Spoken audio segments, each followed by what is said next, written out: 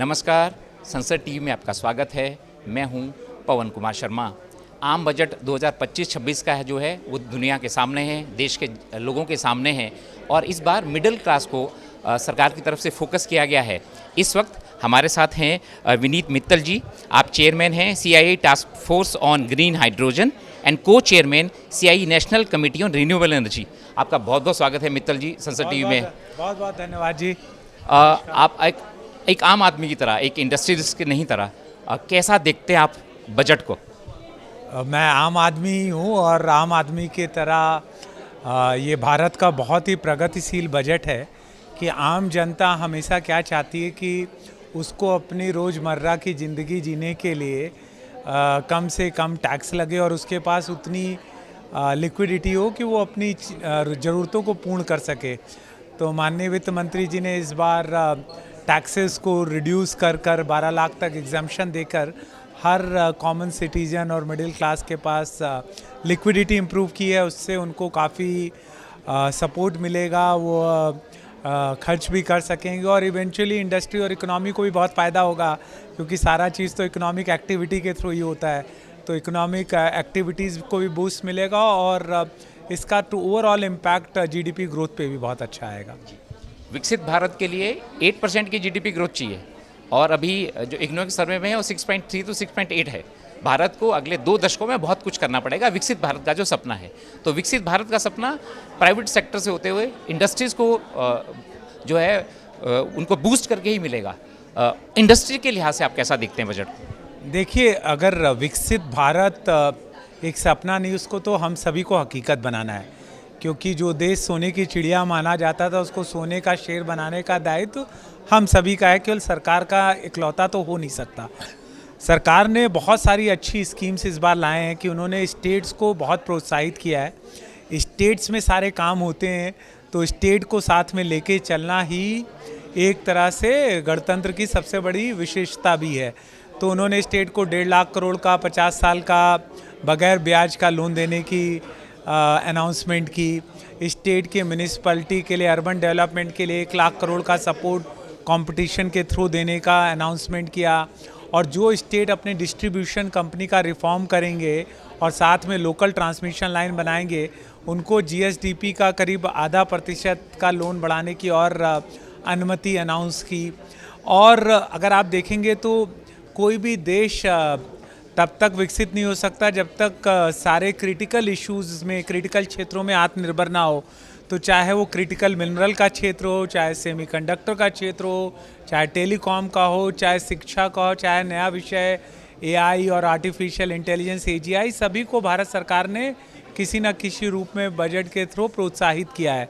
और green energy जिसकी cost करीब levelized cost of electricity thermal power की अपेक्षा आधी है, उसको प्रोत्साहित करके उसके पूरे सप्लाई चेन और इकोसिस्टम को लोकली बनाने के लिए उन्होंने सोलर सेल के लिए सब्सिडी अनाउंस की है। LFP बैटरीज प्रोडक्शन के लिए जो मैन्युफैक्चरिंग लाइन लगती है उसके ऊपर बेसिक कस्टम ड्यूटी को शून्य कर दिया है। बैटरीज मैन्युफैक्चरिंग के लिए इंसेंटिव की बातचीत हुई है, इलेक्ट्रोलाइज़र के लिए हुई है, ट्रांसमिशन लाइंस के लिए जितने भी इक्विपमेंट लगते हैं उसको भारत में बनाने के लिए प्रोत्साहन दिया गया है। तो बहुत सारी स्कीमों का अनाउंसमेंट किया गया है। अभी तक मैंने पूरे डिटेल्स नहीं देखे हैं। और सबसे अच्छा ये भी बोला गया है विवाद से विश्वास तक। और इस बार बजट में सबसे ज़्यादा वर्ड जो बोला गया है ट्रस्ट, कि भारतीय इंडस्ट्रियलिस्ट को ट्रस्ट करेंगे, आम सिटीजन को ट्रस्ट किया जाएगा और वित्त मंत्रालय के जो टैक्सेशन विभाग की जो डिटेल पॉलिसी 1 हफ्ते के बाद अनाउंसमेंट किया जाएगा। तो इस बार हमको लग रहा है कि पहले एक विवाद से विश्वास के रूप में एक अच्छी स्कीम वित्त मंत्रालय लाया था और टैक्सेशन रिफॉर्म के थ्रू जैसे अभी उन्होंने फेसलेस किया उससे बहुत सुविधा हो गई है। बट GST के क्षेत्र में काफ़ी चैलेंजेस आने लग गए हैं। तो मेरे को लग रहा है कि भारत सरकार बहुत से अच्छे करेगी, जैसे TDS, TCS, उन सब का भी आज रिफॉर्म किया। तो ये सब बहुत ज़रूरी था। और वो सबसे खुशी की बात यह है कि इंडस्ट्री को जो प्रॉब्लम आ रही है वो केवल सुन नहीं रहे हैं, उस पर सकारात्मक एक्शन लेके जो प्रधानमंत्री का भी विजन है कि हम नेट जीरो के तरफ जाएं, ज़्यादा से ज़्यादा ग्रीन एनर्जी को करें, लाइफस्टाइल फॉर एनवायरनमेंट को प्रमोट करने के लिए अर्बन इंफ्रास्ट्रक्चर के लिए बजट देना और फिर साथ साथ पूरा लोकल सप्लाई सिस्टम को, इकोसिस्टम को बढ़ाने के लिए प्रोत्साहन करना, ये बहुत सोचा समझा और बहुत मेहनत किया हुआ बजट बना है। अगर हमने विकसित भारत बनाना है तो उसके लिए एनर्जी सफिशिएंट इंडिया चाहिए, जो आप ग्रीन एनर्जी की बात कर रहे हैं। एज एन एक्सपर्ट क्या और क्या किया जाना है, क्योंकि सरकार तो बढ़ चुकी है। जैसे आपने कहा इलेक्ट्रिक व्हीकल्स के लिए बहुत सारी पॉलिसीज़ आई हैं, बाकी चीज़ें हुई हैं, एमएसएमईज़ के लिए सारी चीज़ें हैं। एनर्जी सफिशिएंट इंडिया कैसे हो? एनर्जी सफिशिएंट इंडिया तब तक नहीं हो सकता जब तक हम अपने पेट्रोल डीजल के रिक्वायरमेंट को ग्रीन मेथनॉल में और ग्रीन फ्यूल में कन्वर्ट नहीं करेंगे। वो अब बहुत संभव है। अगर आप 75 मिलियन ग्रीन मेथनॉल बना लें भारतवर्ष में, तो आपको ना डीजल इंपोर्ट करने की ज़रूरत है, ना पेट्रोल इंपोर्ट करने की ज़रूरत है। भारत सरकार अभी भी तिनसुकिया में M15 का यूज़ कर रही है और इंडियन इंस्टीट्यूट ऑफ साइंस ने अशोक लीलैंड के साथ मिलकर M100 की 100% मेथनॉल से चलने वाली बस और ट्रक का बना ली है, जो कि वो बनने भी लग गई है।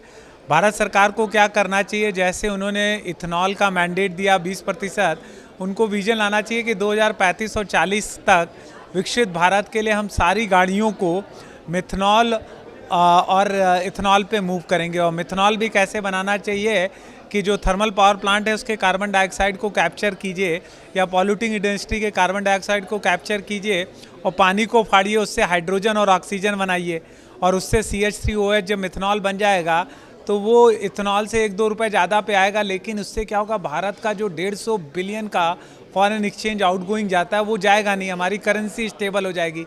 विकसितता तो तभी आएगी जब हम मानसिक सोच में भी विकसित होंगे और जो टेक्नोलॉजिकली आज फाइनेंशियली वायबल टेक्नोलॉजीज़ हैं उनको और भी प्रमोट करेंगे और उनके लिए मैंडेट लाएंगे। जैसे मोदी जी का मेरे को आज भी गुजरात का याद है कि मेरा प्रथम प्रोजेक्ट 15 मेगावाट का गुजरात में लगा था।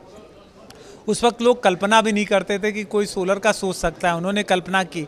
तो अगर वो कल्पना कर लें कि भारत की सारी गाड़ियाँ, ट्रक, मोबिलिटी जो है ग्रीन मेथनॉल, ग्रीन अमोनिया पे चलेगी, क्योंकि बैटरी भी हमारी नेचुरल स्ट्रेंथ नहीं है। पानी और कार्बन डाइऑक्साइड और पानी और हवा हमारी स्ट्रेंथ है, तो हमको अपनी स्ट्रेंथ पे प्ले करना चाहिए। एनर्जी सिक्योरिटी बहुत इंपॉर्टेंट है, नेशनल सिक्योरिटी बहुत इंपॉर्टेंट है, फाइनेंशियल सिक्योरिटी बहुत इंपॉर्टेंट है और साइबर सिक्योरिटी। तो ये चारों क्षेत्रों में हमको दिल लगा के मेहनत करनी चाहिए। भारत को विकसित भारत होने से कोई नहीं रोक सकेगा। मित्तल जी बहुत बहुत धन्यवाद। तो विनीत मित्तल जी का कहना है कि एथेनॉल के बाद 100% मैथनॉल बेस्ड अगर हम चले जाएंगे तो भारत जो है एनर्जी सफिशिएंट बन सकता है और जो विकसित भारत का सपना है 2047 तक वो बहुत जल्द पूरा हो सकता है। कैमरामैन पशुपति नाथ और कैमरा से होगी हरी के साथ पवन कुमार शर्मा, संसद टीवी, नई दिल्ली।